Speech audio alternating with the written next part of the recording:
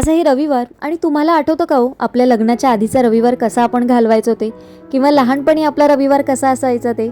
मस्तपैकी उशिरा उठायचं, आईने बनवलेला मस्त गरम गरम नाश्ता करायचा, छान निवांतपणा असायचा. आणि मेन म्हणजे लहान असतो तेव्हा काय करायचो आपण, टी व्हीवर भरपूर कार्यक्रम बघायचो. आणि सर्वात महत्त्वाचं म्हणजे काय असायचं माहिती आहे तुम्हाला, कसलं टेन्शन नसायचं आणि कुठलीच जबाबदारी नसायची. रविवार म्हटलं ना की मस्त फॅमिली टाईम स्पेंड करायचा किंवा मग मैत्रिणींबरोबर भरपूर भटकायचं. पण आता तो आपल्या आयुष्याचा असा टप्पा आला आहे ना की जिथे आपण एक गृहिणी आहोत, त्याचबरोबर एक काय बोलतो बाहेर काम करणारी एक वर्किंग वुमन असो. आत्ताचा जो रविवार आहे ना तो आपला आरामाचा कधीच नसतो. आणि हा जो रविवार आहे ना तो आपला घरकामाचा दिवस असतो. म्हणजे एक जणू काही हा एक आपल्यासाठी सेपरेट दिवस दिलेला असतो रविवार म्हटला की. सकाळी लवकर उठायचं, सगळ्यांसाठी नाश्ता बनवायचं, मग आठवड्याचं मील प्लॅनिंग पण करून ठेवायचं. आणि असं करता करता वेळ कुठे निघून जातो, हा रविवार आपला कुठे सरतो ना ते कळत देखील नाही. आणि एक अशी गोष्ट असते ना की लहानपणीच्या या गोष्टी ज्या आठवल्या ना की कसं होतं ना, एक थोडंसं असं वाटतं की अरे आपण किती छान होते ते दिवस आपले, किती छान छान छान गोष्टी आपण तेव्हा करायचो, मनसोक्त जगायचो. पण मला असं वाटतं ना, आपण आता गृहिणी असलो ना तरी आपलं काम हे घरकाम नाही आहे, ते एक पूर्ण वेळाचं पण काम आहे, ज्यामध्ये आपण प्रेम करतो, काळजी असते, काही गोष्टींचं समर्पण करावं लागतं. तर आपल्या गृहिणींसाठी ही पण खूप एक जास्त महत्त्वाची गोष्ट आहे. घर व्यवस्थित ठेवायचं, सगळ्यांना वेळेवर खायला प्यायला घालायच्या, सगळ्यांच्या गरजा समजून घ्यायचं, ही पण एक त्यातलीच मोठी एक काय म्हणू शकतो आपण त्याला कला आहे. आणि सगळ्यांसाठी वेळ काढायचा, सगळ्यांच्या आवडीनिवडी जपायचं, सगळ्यांच्या आवडीनिवडी जपता जपता स्वतःच्या आवडीनिवडी जपायचं. जसं मी माझ्या आवडीनिवडी जपते, ज्याच्यामध्ये मी कुकिंग करते, बेकिंग करते, तुमच्याबरोबर माझे अनुभव शेअर करत असते या व्लॉगमार्फत. आणि माझा या चॅनल सुरू करण्याबाबत म्हणजे पाठीमागचा एक छोटासा एक उद्देश पण हा होता की माझ्या ज्या काही डे टू डे रुटीनमधल्या ज्या काही छोट्या छोट्या गोष्टी असतील ना त्या तुमच्याबरोबर मी शेअर करत असते. जेव्हा त्यात मग सोप्या रेसिपीज आल्या, माझ्या टाईम मॅनेजमेंट आल्या, काही एक काय बोलतात इन्स्पिरेशन देणारं किंवा एक सकारात्मक वाईब तुमच्यापर्यंत मला पोचवायची असते. तर असं सुंदर सुंदर गोष्टी तुमच्याबरोबर या व्लॉगमार्फत मी पोचवत असते आणि तोच माझा प्रयत्न असणार आहे. नमस्कार मैत्रिणींनो, मी प्राजक्ता आणि आपल्या एका नवीन व्लॉगमध्ये मी तुमच्या सगळ्यांचं खूप खूप मनापासून स्वागत करते. सुंदर अशा दिवसाच्या सुंदर अशा शुभेच्छा. आज सकाळपासून काही व्लॉग मी शूट केलेला नाही आहे. आज म्हटलं संध्याकाळीच आपण व्लॉगला सुरुवात करूया. तर आता हे बटर मला याच्यामध्ये स्टोअर करायचा. हा जो डब्बा होता तो चीजचा डब्बा होता, तर त्यातलं चीज बऱ्यापैकी सगळं संपून गेलेलं आहे. थोडंसं होतं ते मी दुसऱ्या छोट्या डब्यात ट्रान्सफर करून घेतलं. आणि हा डब्बा IKEAमधनं मी एका सेलमध्ये घेतलेला. तसं याचा मला काही खूप जास्त यूज होत नाही, पण मला तो आवडलेला आणि असं वाटत होतं एक डब्बा यातला माझ्याकडे असावा, म्हणून मी हा एकच डब्बा घेतलेला. हा तेव्हा मग 150 रुपयाला होता, पण मला हा ऑफरमध्ये काहीतरी 60 का 70 रुपीजला असा मिळालेला, म्हणून मी घेतलेला. आणि तसं बघायला गेलं तर प्लास्टिकचा, त्याच्यामुळे तो असा खूप जास्त मला काही यूज होत नाही. पण म्हटलं चला आता याच्यामध्ये हे बटर ठेवूया. बटर माझ्याकडे ना बऱ्याच वेळा अनसॉल्टेड असतं किंवा मग न्यूट्रीलाइटचं मी वापरते. पण हे ना मी होम डिलेवरी मागवलेली आणि त्याच्यामध्ये ना हे अमूलचं आलं, न्यूट्रीलाइटचं आलंच नाही. तर मग म्हटलं ते आलं आहे तर परत ते रिटर्न जाणार, परत ऑर्डर करणार, म्हणून मग मी ते तसंच ठेवलं. जेव्हा मला असं स्टोअर करायचं असतं ना तेव्हा मी अशी थोडीशी नाईफ गरम करते आणि मग ते कटिंग करून घेते जसे पाहिजे तसे, आणि मग कंटेनरमध्ये स्टोअर करते. तुम्हाला बघता येईल की ऑलमोस्ट अर्धं संपलेलं आहे पूर्णपणे हे बटर, आणि आता अर्धं राहिलेलं. तर म्हटलं परत ते त्याच्यामध्ये बॉक्समध्ये किती वेळ राहणार, आणि जेव्हा आपण ना काढ घाल करतो ना तर तो बॉक्स पण ना पूर्ण खराब होऊन जातो, कारण बऱ्याच वेळा मग फ्रीजमधनं मी तसंच ते पूर्ण बाहेर काढून ठेवते वगैरे, मग त्याच्यामुळे बॉक्स पण ना खूप जास्त नरम होऊन जातो पाणी सुटून. म्हणून म्हटलं नाही, आज त्याला मुहूर्त काढूया आपण आणि आज ते फायनली भरून ठेवून देऊया. त्याच्यानंतर आज मला ना आज थोडी मोठी अजून छोटीफार कामं जी आपली संडे रुटीनची जी काही ठरलेली असतात ना ती सगळी करायची होती. आज बऱ्याच दिवसानंतर मला हे कपडे म्हणजे कपड्यांचा ढीग झालेला, पूर्ण कपाटामध्ये सगळे असेच रचून ठेवलेले होते. ते अजिबात म्हणजे काय बोलतात ना, घडी फक्त मी केलेले, बाकी त्याला असं काहीच नाही, नुसते कोंबून ठेवलेले. माझ्याबरोबर पण असं कधी कधी होतं, वेळ मिळत नाही, त्याच्यामध्ये सगळ्या गोष्टी राहून जातात. आता एकदा मोठं कपाट आहे ते पण पूर्णपणे क्लीन करायचं आहे. आणि आता हे सगळे कपडे एवढे तुम्हाला दिसतात ना, हे परत सगळे खोलून यातले थोडेसे मला काही थोडेसे बाजूला काढता येतील, म्हणजे जे मी आत्ता वापरत नाही आहे सध्या ते मला थोडेसे साईडला काढायचे आहेत, कारण मग ते पण ठेवून ठेवून जसे आपण नवीन कपडे घेत जातो ना, जुने कपडे तसेच राहत जातात आणि सगळा पसारा म्हणजे वाढत जातो. त्याच्यामुळे आज थोडे थोडे आता सगळे वेगवेगळे केलेत बघा, जीन्स वेगळ्या केल्या आहेत आणि कपडे टी शर्ट्स असं सगळं वेगवेगळं केलं आहे. आणि ज्या गोष्टी अगदीच टोटली मला वेगळ्या करायच्यात, म्हणजे ज्या काही डोनेट केल्या जातात, चांगले कपडे असतात ते, तर ते मी साईडला एका पिशवीमध्ये भरून ठेवले. तुम्ही म्हणाल की किती कंजूसपणा करतेस, आता कापून कापून पण वापरणार आहेस का? तर असं नाही आहे. हा एक चांगलं टॉवेल होतं, तर ना ते थोडंसं आता म्हणजे बऱ्यापैकी यूज झालेला त्याचा, तर मी म्हटलं थोडंसं राहू दे, कधीतरी काही पुसायचं वगैरे असेल किंवा आपल्याला असं होतं ग्रिलमध्ये वगैरे काही पुसायचं असेल, किंवा आता जसं गाडी आहे त्या गाडीमध्ये पुसायला लागतात, बाईकमध्ये एखादा कपडा ठेवायला लागतो, तर तशा वेळेस हा कपडा दे किंवा असं काही मागितला जातो, तर मग त्यावेळेस म्हणून मी हा म्हटलं चांगला कपडा आहे, याच्यामध्ये कसं तुम्हाला काही पुसायचं वगैरे असेल ना, तर पाणी एकदम छान त्याच्यामध्ये शोषलं जातं. म्हणून मग मी म्हटलं ना, याचे प्रॉपर आपण थोडंसं कटिंग करू. बाजूचं मी सगळं कटिंग केलं आणि मग ते ना प्रॉपर कटिंग करून ठेवून दिलं. तर आता संध्याकाळची वेळ झाली आहे, म्हटलं दिवाबत्ती लावू. आणि दिवाबत्ती ह्या बऱ्याच वेळा ना मी अशा ज्या टी लाईट कॅन्डल असतात ना, जेव्हा मला पूर्ण वेळ दिवा लावायचा असतो, म्हणजे जवळ 3-4 तास मला असं वाटतं की ते दिवा पेटला पाहिजे ना, तर तेव्हा मी इथे हा दिवा लावते, म्हणजे जी कॅन्डल लावते. नाहीतर बऱ्याच वेळा छोटासा दिवा असतो ना आपला, जे आपण ते वात लावतो, तीच वापरते. खोबरं फ्रीजमधनं काढून घेतलं, कारण भरपूर होतं खोबरं, आता ऑलमोस्ट संपलेलं आहे. तर म्हटलं आज संकष्टी आहे, तर म्हटलं फ्रीजमधनं बाहेर काढून घेऊ, याचंच काहीतरी आपण गोडाचा पदार्थ करूया, म्हणून बाहेर काढून घेतला. आणि आज बऱ्याच महिन्यानंतर, लिटरली बऱ्याच महिन्यानंतर आज मी कॉफी पिणार आहे, कारण कधीतरी थोडंसं फ्रेश होण्यासाठी आणि काम करायला जास्तीत जास्त एनर्जी हवी असते ना, तेव्हा कॉफी. आज सचिनला पण मी कॉफीच बनवून देणार आहे आणि आज साधी सिंपल कॉफी करणार आहे, कारण माझ्या बीटरमधले ना सेल संपलेले, तर ते मी आता बघितलं तर सेल संपलेत. त्याच्यामुळे बीटरमध्ये सेल नसल्यामुळे मला ते काही कॉफी बीट नव्हती करता येणार होती, म्हणून मी म्हटलं की ठीक आहे, आपण डायरेक्ट अशीच करू. आणि ही कॉफी तुमच्यापैकी कोणी कोणी वापरलीत डीमार्टमध्ये, याच्यावर बऱ्याच वेळा आता सध्या तरी ऑफर आहे की नाही मला माहिती नाही, पण मी घेतलेली तेव्हा ऑफर होती, बाय 1 गेट 1ची होती. आणि ही पूर्ण बॉटल मला काहीतरी आय थिंक 250 का 250च्या आसपास मिळालेली. पण या कॉफीची टेस्ट तशी अशी नाही आहे, म्हणजे मी जी आपली नेसकॅफेला वगैरे जी येते ना, तशी अशी वाटत नाही. ही थोडंसं एक स्ट्रॉंगपणा याच्यामध्ये लागतो, पण तो थोडासा कडवटपणा असतो. असा कॉफीचा असा फ्लेवर, किंवा जो एक कॉफी पिल्यावर असं वाटतं ना की एक की छान मस्त अशी कॉफी झाली, तसं असं काहीच वाटत नव्हतं या कॉफीमध्ये. पण आता एवढं मोठं बॉटल आहे, ती हळूहळू संपवायची आहेत, पण ती मला बऱ्याच वेळा यूज होते रेसिपीमध्ये वगैरे, किंवा मी केक वगैरे करते ना, त्याच्यामध्ये मी कॉफी वगैरे यूज करते, तर त्याच्यामध्ये मला त्याचा यूज होईल. तेव्हा मला ॲक्च्युली त्याच्यामध्ये वापरून बघायचं आहे की त्याच्यामध्ये त्याचा फ्लेवर कसा येईल, ते वापरल्याशिवाय ते नाही करणार. ओट्सचं पॅकेट आणि मुसली हे पण मला रिफिल करायचं आहे. हे फार कमी म्हणजे जे काही असतात ना, ते एकदाच भरून ठेवलं किंवा सारखं सारखं भरायला लागत नाही, त्याच्यामुळे हे एक मोठे कंटेनर आहेत. हे आय थिंक 700 ml चे कंटेनर, हे मी डीमार्टमधनं घेतलेले. आणि मुसली पण आहे ना, बऱ्याच वेळा मला मागे पण कमेंट आलेली की याची रेसिपी दे, तर रेसिपी अशी काही नाही आहे. तुम्हाला जे तुम्हाला आवडत असतील तर प्लेन मुसली घेऊन तुम्ही त्याच्यामध्ये वेगवेगळ्या प्रकारच्या बिया, म्हणजे पायनॅपल बोलते आपलं, पंपकिन सीड्स, त्याच्यानंतर वॉटरमेलन सीड, असे वेगवेगळ्या प्रकारच्या ज्या काही बिया असतात त्या तुम्ही टाकू शकता याच्यामध्ये. त्याच्यानंतर तीळ आहे, जवस आहे, त्याच्यानंतर ड्रायफ्रूट्स आहेत. असं तुम्ही प्लेन मुसलीमध्ये सगळं ॲड करून असं हे प्रॉपर मुसली जे हेल्दी ड्रायफ्रूटवालं असतं ना, ते तुम्ही बनवू शकता आणि मग तुम्ही दुधातनं वगैरे खाऊ शकता. काही जण रात्री भिजत घालतात, पण मी रात्री नाही घालत, सकाळी उठली की लगेच भिजत घालते आणि मग ऑफिसला जाईपर्यंत खाईपर्यंत 2-3 तास होतात ते, मग ते 2-3 तासात चांगले भिजले जातात दुधामध्ये. त्याच्यामुळे ओव्हरनाईट काही मी ते भिजत वगैरे घालत नाही बऱ्याच वेळा.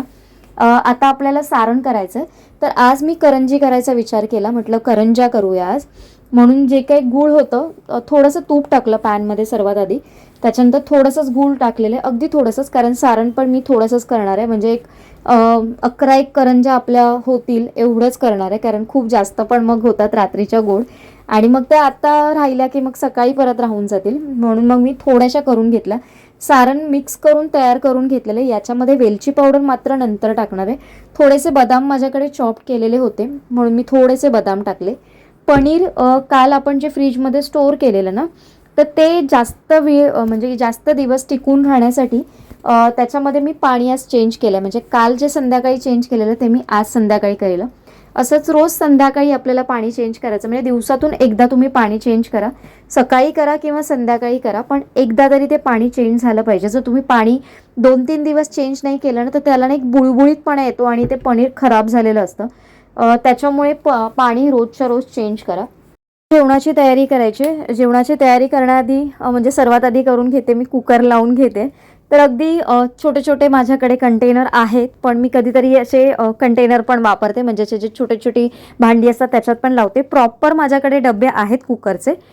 तर आता डाळीमध्ये मी मिरची, त्याचबरोबर टमॅटो आणि थोडंसं हिंग, हळद आणि थोडंसं वरून तेल टाकणार आहे आणि तिथल्या तिथे पाणी टाकलं. खूप जास्त डाळीमध्ये मी पाणी टाकलं नाही, नाहीतर मग ते पाणी पूर्ण उतू येऊन पूर्ण कुकरमध्ये होऊन जातं.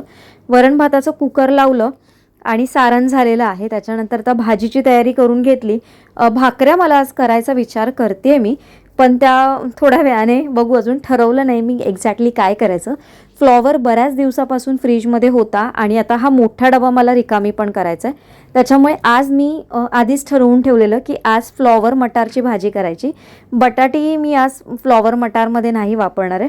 म्हटलं फ्लॉवर आणि मटारचीच फक्त भाजी करू. फ्लॉवर थोडासा कापून घेते. याच्यामध्ये गरम पाणी किंवा कोमट पाणी मी नाही वापरणार आहे, फक्त साधं पाणी, आणि त्याच्यामध्ये थोडंसं मी मीठ टाकणार आहे आणि थोडा वेळ हे असंच पाणी ठेवून देणार याच्यामध्ये. आणि मग नंतर परत ते वॉश करून मी एकदा परत घेईन, कारण मिठाचं पाणी आहे. साध्या पाण्यात मग ते परत एकदा फ्लॉवर जे आहे आपण हा तोडून ठेवलेला, कापून ठेवलेला, तो परत एकदा धुवून घेईन, म्हणजे आपली भाजी होईल. फ्रीजमध्ये जे मटार स्टोअर करून ठेवलेले आहेत ते पण पाण्यात टाकून ठेवते, कारण ते पण आपण डीप फ्रीज केलेले आहेत, कारण ते पण खूप जास्त थंड आहेत. तर ते पण थोडेसे नॉर्मल रूम टेम्परेचरला येण्यासाठी थोडेसे पाण्यात टाकून ठेवले की मग ते पटकन शिजले पण जातात. तसं पण हे फ्रोझनसारखेच आहेत जे आपण वर्षभर स्टोअर करू शकतो. त्याची पण पद्धत असते कशा पद्धतीने आपण स्टोअर करायचे ते, आणि याचा ब्लॉग मी आपल्या चॅनलवर अपलोड केलेला आहे. भेंडी तुम्हाला माहिती आहे, माझ्याकडे बऱ्याच वेळा तुम्हाला भेंडी दिसत असेल. भेंडी ना ही मला जरी आवडत जरी नसली ना तरी ती माझं काम कमी करणारी असते सकाळच्या वेळेस. म्हणून ना माझ्या आठवड्यातला प्रत्येक भाजीमध्ये ना भेंडीची भाजी ठरलेलीच असते, कारण मी ती काय करते, चॉप करते आणि अशीच परतून ठेवते, म्हणजे फक्त तेलावर. ज्याच्याने काय होतं, मला कधी वाटलं तर मी त्याचं सार पण करते भेंड्याचं, आणि नाहीच जर वाटलं तर सकाळी कधीतरी उशीर झालाच, म्हणजे असं होतं कधी कधी की सकाळी उठायला उशीर होतो किंवा आवरायला उशीर होतो किंवा अजून काही कारणामुळे सकाळी उशीर होतो ना, तेव्हा भेंडी ऑलरेडी फ्राय झालेली असतात. फक्त कांदा आणि टमॅटोवर ती परतायची, वरतून त्याच्यामध्ये भेंडी टाकायची, थोडंसं खोबरं टाकायचं ओलं, थोडंसं आगूळ टाकायचा कोकमाचा, की बस भेंडीची भाजी तयार झाली. अगदी 7 ते 8 मिनटात ही भाजी तयार होते. त्याच्यामुळे मी ही ऑलवेज माझ्या फ्रीजमध्ये नेहमी ठेवते. तुम्ही अजूनपर्यंत अशा पद्धतीने भेंडी जर कापून स्टोअर करून जर नसेल ठेवली ना, तर एकदा करून बघा, तुमचा सकाळचा बराचसा वेळ वाचेल. जेवणाची तर ऑलमोस्ट सगळी तयारी झालेली आहे. साधं सिंपल जेवण कधीतरी असं छान वाटतं, आणि जेव्हा संडे येतो ना ते निवांत असं जेवण करायला तर अजून मजा येते. आज थोडंसं लवकर माझं सगळं आवरणार आहे आणि आज दिवसभर थोडंसं निवांतच होतं, त्याच्यामुळे काही एवढं हे नव्हतं. तर हा जो मास्क आहे ना, जो मला नायकामधनं जेव्हा मी भरपूर ऑर्डर केलेला, म्हणजे आय थिंक गेल्या महिन्यात आय थिंक मी ऑर्डर केलेली. तर हा एक कोलॅजन मास्क आहे जो मला फ्रीमध्ये मिळालेला, आणि हा कसा आहे, ओव्हरनाईट ठेवायचा मास्क आहे, आणि जो मध्यंतरी खूप ट्रेंडिंगमध्ये चाललेला. इन्स्टावर बऱ्याच जणांनी हा म्हणजे याचे रिव्ह्यू वगैरे दिलेले आहेत. तर आज हा मास्क मी विचार करते ट्राय करायचा. ट्राय केला तर मी नक्की शेअर करेन तुमच्याबरोबर. पण मला थोडीशी भीती वाटते, रात्रभर चेहऱ्यावर ठेवून झोपायचं म्हणजे एक तर झोप तर लागणार नाही, आणि प्लस मग असं असतं की स्किनला काही अजून, कारण ॲक्च्युली माझी स्किन ना खूप सेन्सिटिव्ह आहे. मी खूप जास्त असे प्रोडक्ट जेव्हा चेंज करते ना तेव्हा मी घाबरतच चेंज करते की माझ्या स्किनला सूट होतील की नाही, कारण पूर्ण मग पिंपल्स वगैरे येऊन ना पूर्ण रेड स्पॉट वगैरे बरेच येतात माझे, इथे रॅशेस वगैरे येतात. तर मी विचार करते हा लावू की नको लावू, पण मी फायनली आज असं ठरवलंय की हाच लावणार आहे म्हणून. तर याचा रिव्ह्यू बघते एखाद्या शॉर्ट रीलमधनं तुमच्याबरोबर शेअर करेन, कारण जेवढा मला लॉंग व्हिडिओमध्ये नाही होणार तेवढं शॉर्ट व्हिडिओमध्ये होईल. कारण मग लॉंग व्हिडिओमधनं शूट करायचं म्हटल्यानंतर हा व्हिडिओ पूर्ण एडिट करायचा राहून जाईल, मग तो उद्याला पोस्ट होणार नाही. म्हणून विचार करते शॉर्ट व्हिडिओमध्ये स्वीट अँड सिम्पल याचा रिव्ह्यू मी तुमच्याबरोबर शेअर करेन. तर तुम्हाला ना याचा रिव्ह्यू शॉर्ट व्हिडिओमध्ये उद्या किंवा परवाच्या येणाऱ्यामध्ये बघायला मिळेल. मला असं वाटतंय चांगला असेल कदाचित. तुम्ही जर यूज केला असेल तर मला नक्की कमेंट करून सांगा. तर आता गव्हाचं पीठ मळून घ्यायचं आहे कारण करंजी करायचे. तर थोडासा वेळ आहे. भाकरी पण करायचा विचार करते कारण भाजी बरोबर काहीतरी चपात्या नाही करणार आहे मी. थोडंसंच पीठ मळणार आहे करंजी पुरतं. आणि बाकीच्या भाकऱ्या नाही केल्यात बरेच 5-6 दिवस झाले. भाकरी वगैरे काही नाही, चपात्याच होत आहेत. तर विचार करते आज भाकरी पण करायचं. भाकरी आणि मेन म्हणजे माझी लाटणी मिळाली. तुम्हाला माहिती आहे का, मी ती खूप शोधली फायनली ती माझी लाटणी मिळाली. मला खरंच खूप बरं वाटलं. लाटणी भेटत नव्हती, मी दुसरी लाटणी घेऊन आलेली, पण त्याने ना लाटताच येत नव्हतं. कारण एकदा एखाद्या गोष्टीची सवय झाली ना की आपल्याला अजिबात जमत नाही. तर फायनली ती लाटणी पण मला मिळाली. तर आज मी म्हटलं नाही मग आज करंजाच करू छानपैकी. तर चला आता बाकीचं जे काम आहे ते लवकर संपवून घेऊया. आता आहे ना मी सारण काढून घेते कारण ते ऑलरेडी थंड झालं आहे. आणि आता आपल्याला पीठ मळून घ्यायचं आहे करंजीसाठी. तर गव्हाचंच पीठ मळणार आहे. गव्हाच्या पिठामध्ये थोडंसं जाडसर असेल तर अजून चांगलं. म्हणजे थोडंसं पीठ असतं ना एकदम चपातीसारखं जे फाईन असतं ना ते नाही, थोडंसं एक वेगळं जाडसर पीठ मिळतं, त्याने खूप छान होतात करंजी वगैरे. जर का आपल्याला तळून वगैरे करायचे असतील तर भेंडी पण माझी बघू शकता तुम्ही भाजून झालेली आहे, पण ती थंड होण्यासाठी ठेवणार आहे. चपातीचं पीठ आता करायला लागणार आहे कारण पूर्ण डबा रिकामी झाला आहे. त्याच्यामुळेच आता भाकरी वगैरे करायचा विचार चाललेला आहे डोक्यात. तर या पिठामध्ये थोडंसं मीठ टाकणार आहे कारण गोड पदार्थ असला तरी त्याच्यामध्ये थोडीशी मिठाची चव असेल तर छान लागतात. म्हणजे इव्हन तुम्ही उकडीचे मोदक म्हणा किंवा पुरणपोळी म्हणा, या सगळ्यामध्ये थोडासा एकतरी मिठाचा खडा थोडासा टाकावा लागतो, त्याने टेस्ट खूप छान येते. हा जो पिठाचा गोळा आहे तो मी अगदी विदाऊट तेल, म्हणजे जेवढं कमी तेल वापरता येईल तेवढं कमी तेल वापरून थोडासा घट्टसर असा मळून घेतला आहे. खूप जास्त पातळ आपल्याला हा मळायचा नाही आहे. अगदी लाटताना पण तो अगदी पातळ, जेवढी पातळ पुरी आपल्याला लाटता येईल ना तेवढी पातळ पुरी लाटायची आपल्याला. एकच मोठी करून घेतली आणि नंतर मग ती केली तरी चालेल. जे छोटे चपातीच्या पिठाचे जे गोळे आहेत ना ते माझे 9 झालेत. मला ॲक्च्युली 11 करायचे होते पण 11 नाही झाले, म्हणून मग मी 9 झाले तर मग 9च केले. म्हटलं 7 करंजी वगैरे आपण ठेवू नैवेद्याला किंवा मग 5 ठेवू असा विचार चाललाय माझा. म्हणून जेवढी पातळ मलाही ठेवता येईल तेवढी मी पातळ करणार आहे. आणि याला ना मुरड आपण घालणार ना तशा मी घातल्यात बघा. काय बोलतात ते आपण चिरणं वगैरे असताना ते माझ्याकडे आहे, पण ते मी नाही वापरत कारण ते काही वर्षभर तसं काही वापरलं जातच नाही. मध्ये मध्ये जेव्हा आपण काय एखादा पदार्थ वगैरे करतो तेव्हाच फार कमी वापरलं जातं. आणि जेव्हा मला करंज्या वगैरे करायच्या असतात इव्हन तांदळाच्या पिठाच्या ना, तेव्हा पण मी ना अशा पद्धतीनेच मुरड घालूनच करते. ती सोपी पद्धत वाटते मला, कारण ही पण मला पहिली जमत नव्हती. बऱ्याच वेळा ट्राय करून करून नंतर मी या सगळ्या गोष्टी शिकलेली आहे. पण त्याच्यामुळे ना स्वतःहून शिकलेल्या गोष्टीचा एक आनंद खूप जास्त असतो ना, म्हणजे वेगळा असतो ना. तर अशाच गोष्टी करायला खूप जास्त आवडतात. तर सगळ्या करंज्या माझ्या तयार झालेल्या आहेत आणि या करंज्या ना आपण बेक करणार आहोत, आपण फ्राय वगैरे करणार नाही आहोत. तर इथे मी खाली ट्रेला तेल वगैरे काहीच लावणार नाही, वरती पण तेल तूप काहीच लावायचं नाही आहे.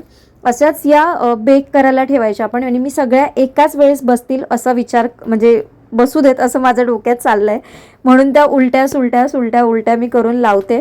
पण माझ्या मते एकाच वेळेस या सगळ्या येतील भाजून वगैरे.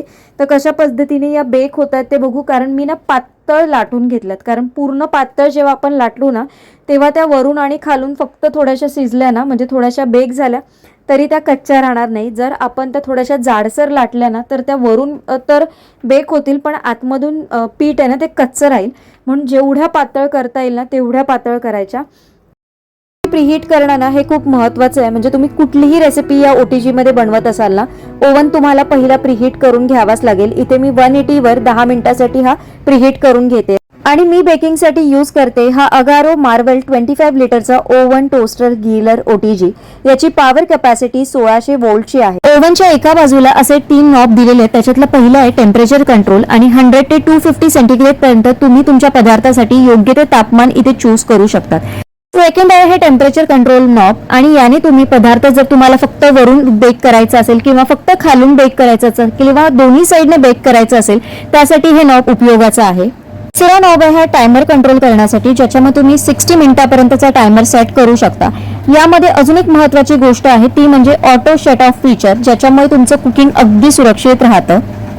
यामध्ये तुम्हाला मिळतो एक ओव्हन रॅक, एक बेक पॅन, त्याचबरोबर मिळतो रोटेसरी हँडल, त्याचबरोबर मिळतो ट्रे हँडल, त्याचबरोबर मिळतो तुम्हाला रोटेसरी रॉड आणि त्याचबरोबर याने ना बेकिंग करणं अगदी सोपं होऊन जातं. जो ग्लास डोअर आहे तो हीट रेसिस्टंट आहे आणि याची जी बॉडी आहे ती स्टेनलेस स्टील पासून बनलेली आहे, ज्याच्यामुळे ती जास्त टिकाऊ आणि साफ करायला देखील अगदी इझी आहे. आता आपण या ज्या करंज्या आहेत त्या बेक करायला ठेवतोय. तर 180वर वरून आणि खालून अशा दोन्ही साईडने आपल्याला हीट द्यायची आहे 10 मिनिटासाठी. त्याच्यानंतर तुम्ही त्या काढून घ्या आणि मग ना त्या उलट्या करून ठेवा. उलट्या केल्यात की त्यांना परत 5 मिनटं फक्त बॉटमवरनं हीट द्यायचे आणि परत त्या सरळ करायच्या आणि परत वरतून म्हणजे टॉपवरनं आपल्याला 5 मिनटं हीट द्यायचे. आता त्या ऑलमोस्ट बेक झालेल्या आहेत आणि तुम्ही बघू शकता त्यांची साईज पण जास्त अशी फुललेली आहे जसं आपण तळतो तेव्हा. तर आता खालून मी जे हीट दिलेली त्याच्यानंतर मी त्या उलट्या केल्या आणि आता परत खालच्या साईडने परत त्या बेक व्हायला द्यायच्यात. तर अशा पूर्णपणे बेक झाल्या की आपण काढून घ्यायच्या. नंतर मग वरून तुम्हाला थोडंसं तूप किंवा मग तेल असं जे काही लावायचं असेल ते तुम्ही लावा आणि आपल्या या करंज्या खाण्यासाठी तयार आहेत. थोडासा वेळ लागतो याच्यामध्ये, पण तेलातलं जर नसेल खायचं तर हा एक चांगला ऑप्शन आहे.